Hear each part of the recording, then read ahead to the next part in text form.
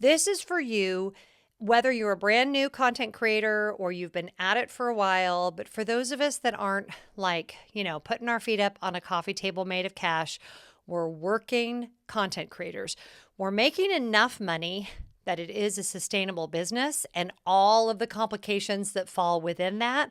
But we're not really celebrities. So we're not like, uber successful. And I feel like those people always get highlighted, and people who aren't making any money, there's a lot of channels for them. But this is a space for those of us that are like, we're making it happen. It's hard. It's really hard. And we needed a place to be able to talk about it. Heck, I needed a place to be able to talk about it. So here we go. Every year, for at least 6 of the 8 years I've been on YouTube, I have done an end of year recap. This is not to brag. This is not to tell everyone how successful I am as a YouTube creator. In fact, sometimes it's a little humbling because I think people presume that I make more money every month than I do. Maybe you'll think it's too much money. Maybe you'll think it's not enough money. That's what I think. But yeah, it's kind of an interesting exercise that we go through. Now, I will say, as per usual, AdSense revenue, which that's how I get paid through YouTube. Every time you watch an ad on YouTube, the creator gets a small percentage of that if their channel is monetized, is only about 35% of my overall income. And I think that's important to note because when getting monetized is such a huge thing and people are always very excited, and they should be, but many creators never make more than like $500 or $1,000 a month, or even close to that. And so the percentage of us that are making enough that it could be a salary or a living wage is very small.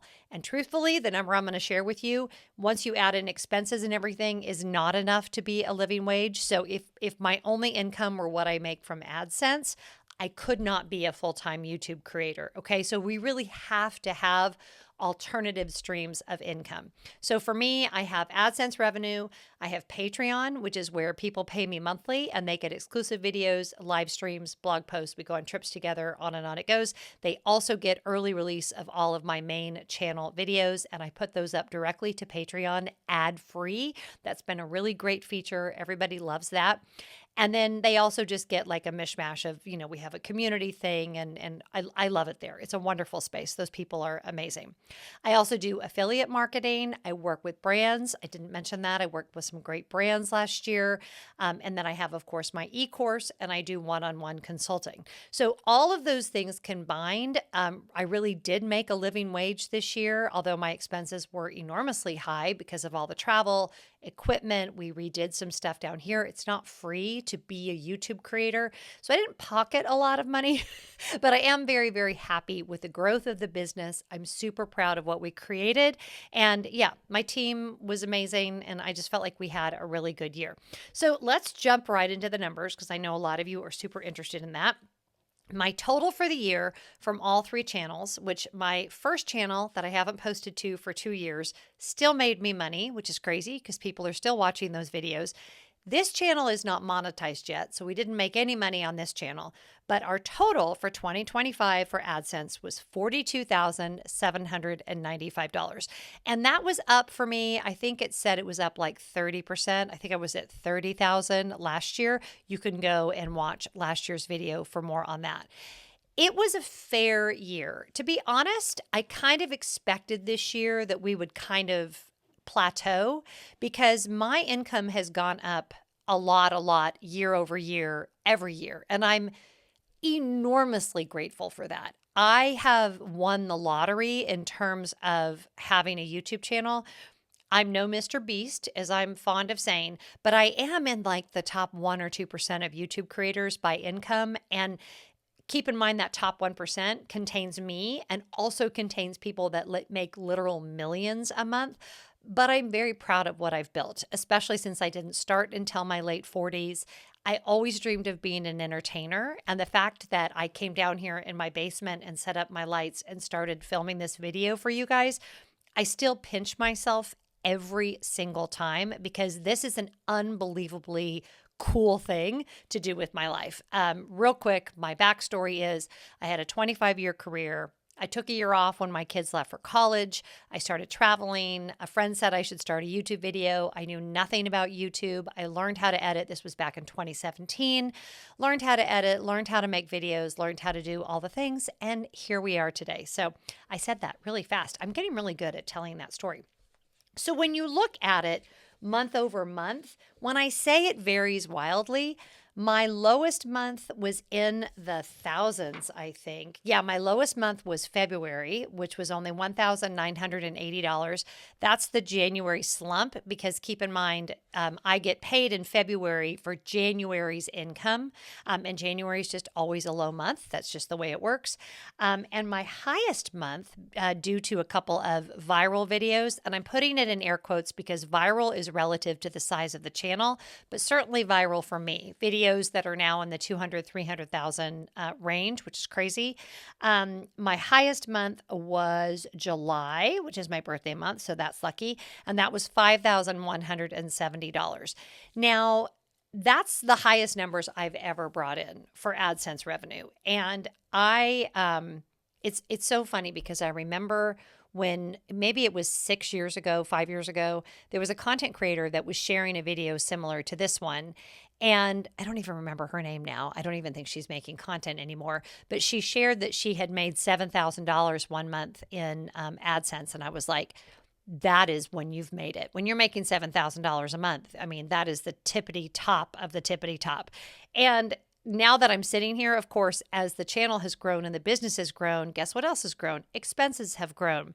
I go on more trips. I want to make more travel content, all of those kinds of things. We remodeled this basement this year so that I could film more content down here. There was more lights to be purchased. There had to be a new iPhone purchase. My taxes have gone up. Like it goes on. But that's just the way that life is.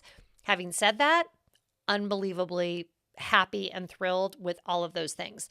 The year was not without its challenges. As a lot of you know, we had that kind of correction mid-August where a lot of us saw our views drop precipitously.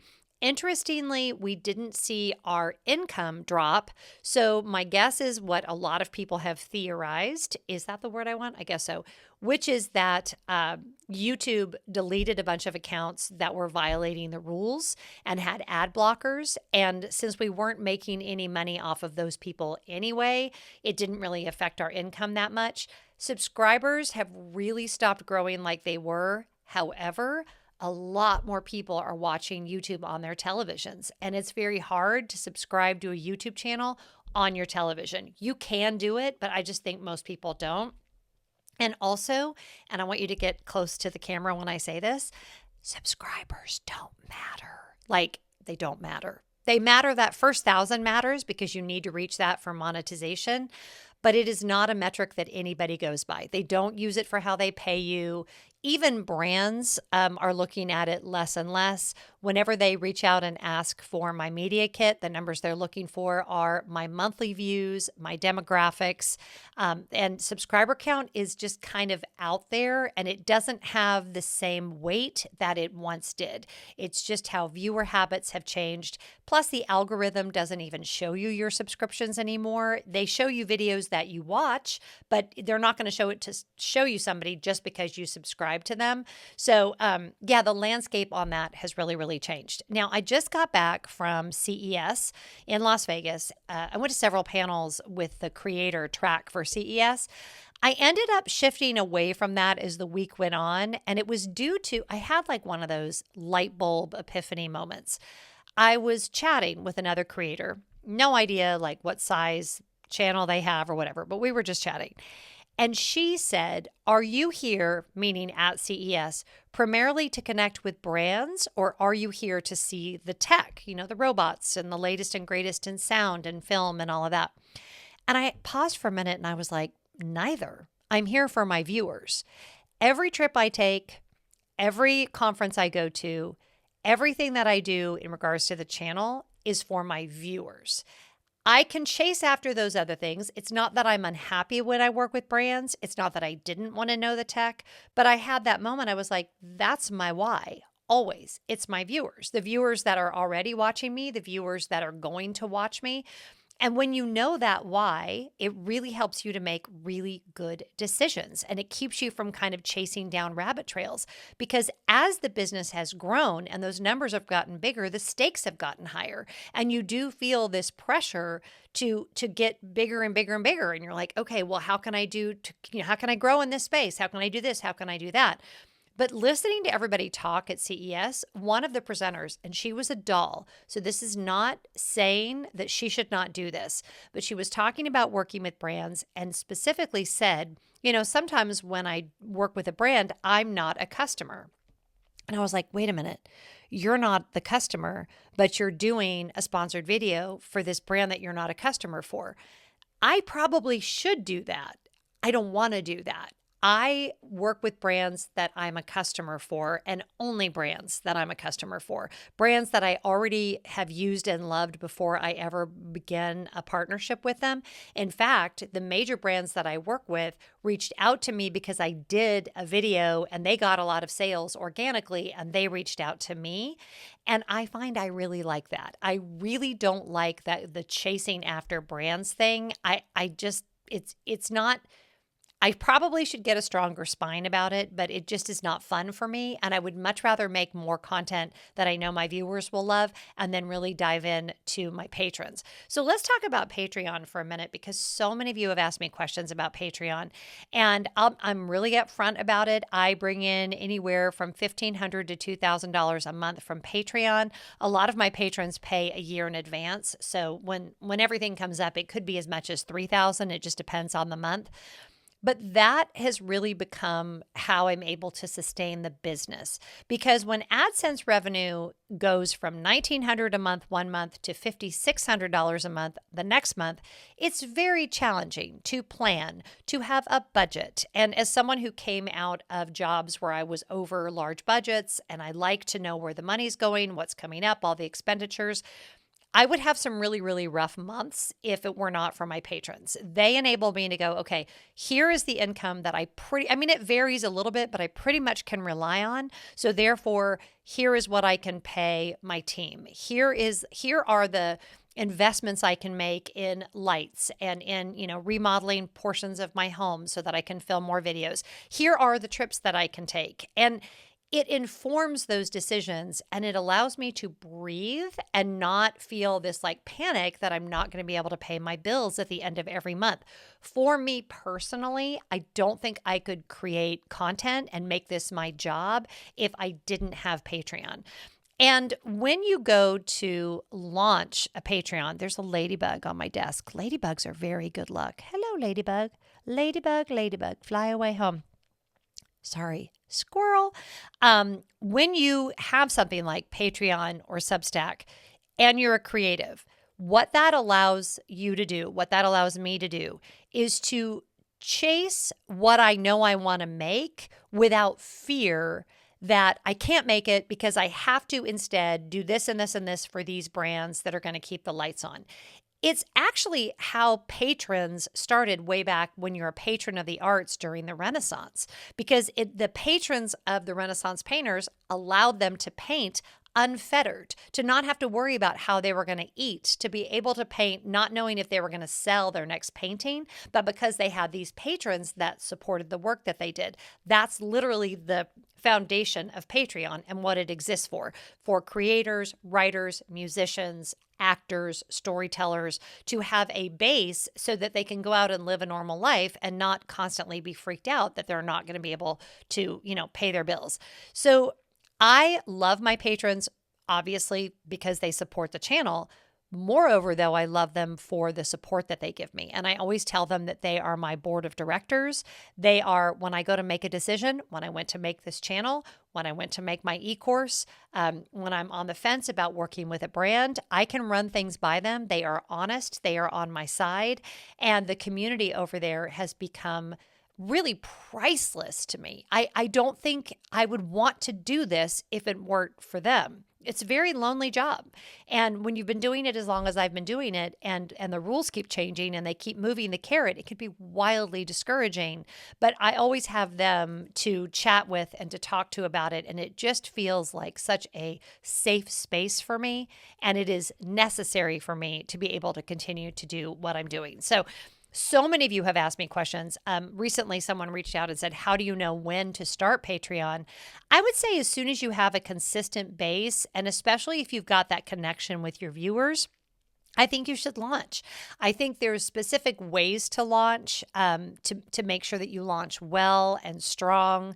And I think it's definitely worth doing. I would say if you have, 5,000 subscribers or so, it's probably time to look at doing some kind of subscription model, Substack, Patreon, something, because you probably have a big enough base. And also it's fun to create content that's just for them without worrying about, is it going to pay for itself? Because the patrons already paid. So I know it's going to pay for itself. Generally, they're really great. They're just a great audience. It's kind of like performing for your friends and family. I mean, some friends and family. But it's a really positive way if you're at the point where AdSense is not anywhere close to where you can grow your business like you want. Patreon, Substack, some kind of subscription model really enables you to do that. And I love it for that reason. So super grateful for my patrons this year. Financially, I did not grow this year as much as I have other years on the channel. I'm okay with that because I feel like I had a lot of clarity about the kind of content I want to make moving forward, a lot of clarity in that I created this space so that I can talk about creator things that are really interesting to me. A lot of clarity around like, do I want to chase after viral videos? And the truth is, y'all, viral videos are not all they're cracked up to be because a lot of times with a viral video, and I know of what I speak, you end up getting a lot of people that are not your true viewers. They come in for that one video. They're never going to show up again. They're not going to convert to either a sale or Patreon or an e-course or whatever your sales funnel is. And you start to feel just this pressure to create that same video over and over and over again. There are topics that I know I can make videos about that will instantly get, 50,000, 60,000 views.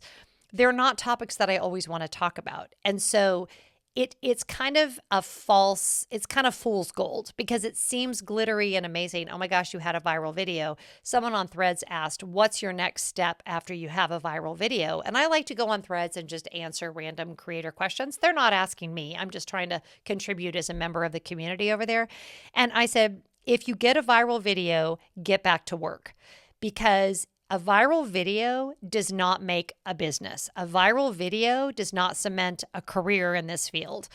A viral video does, however, tell you something that you've hit on that you probably want to leverage. And then you need to get your act together, figure out what you want to make next, and keep making content.